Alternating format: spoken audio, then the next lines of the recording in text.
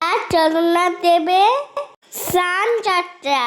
প্রভু সবাইকে ভালো রেখো। বন্ধুরা এইভাবেই উৎসাহের পাশে থেকো।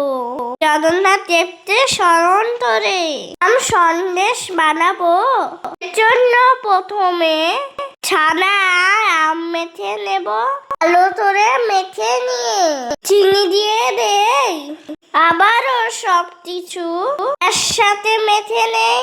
এবার কড়াইয়ে ঘি দিয়ে গরম করে নেব। এরপরে ছানা আমটাকে কড়াইয়ে ঢেলে দেব। আলটা আছে ধীরে ধীরে পাক দিয়ে দেবে। তাতে আম সন্দেশ তৈরি হয়ে যাবে। সবার মনে যত পূর্ণ ইচ্ছা আছে প্রভু জগন্নাথ তুমি দাও পূর্ণ করে। তোমার নাম ছড়িয়ে পড়ুক এই ভুবন জুড়ে। এইভাবে ধীরে ধীরে পাক দিয়ে নেব।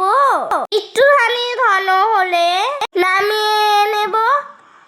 আর কিছুদিন পরে রথে দড়ি পড়বে দান। তারপরে মা দুর্গা আসবে। মনে পাচ্ছে আনন্দের দান।